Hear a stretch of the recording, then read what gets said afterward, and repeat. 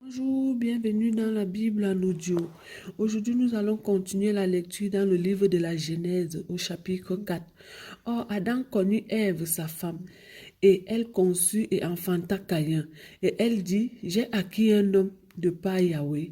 Elle enfanta encore Abel son frère, et Abel fut berger, et Caïn laboureur. Et il arriva au bout de quelque temps que Caïn offrit à Yahweh une offrande de fruits de la terre.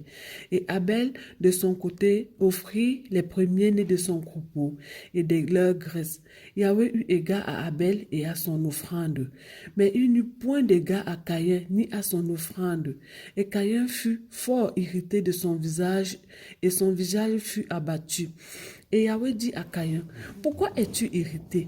Et pourquoi ton visage est-il abattu? Si tu agis bien, tu relèveras ton visage. Et si tu agis mal, le péché est couché à la porte. Or, ses désirs se portent vers toi, mais toi domines sur lui. Or, Caïn parla avec Abel son frère, et comme il était dans les champs, Caïn s'éleva contre Abel son frère et le tua. Yahweh dit à Caïn, où est Abel ton frère? Et il lui répondit, je ne sais. Suis-je le gardien de mon frère, moi? Et Dieu dit, qu'as-tu fait? La voix du sang de ton frère crie de la terre à moi.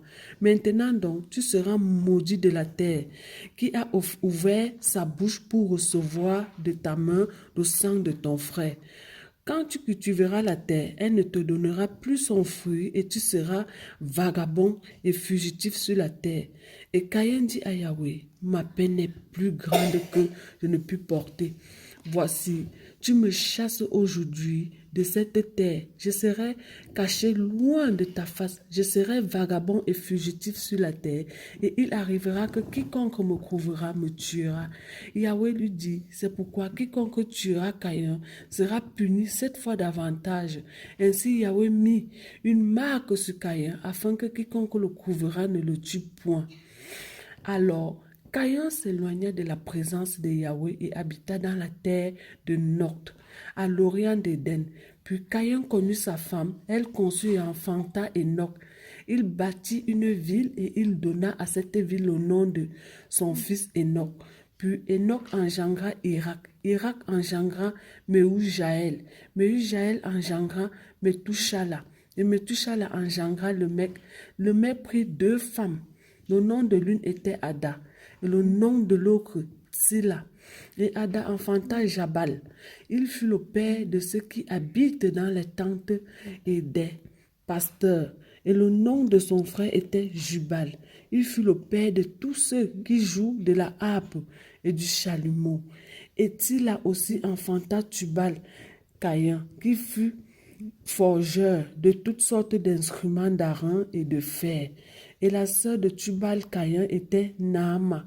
Et le maître dit à Ada et à Tsila, ses femmes, écoutez ma voix, femme de Lémec, écoutez ma parole. Je tuerai un homme pour ma blessure et un jeune homme pour ma meurtrissure. Car si Caïn est vengé 7 fois davantage, le maître le sera 77 fois. Et Adam connut encore sa femme et elle enfanta un fils et il l'appela au nom de Seth.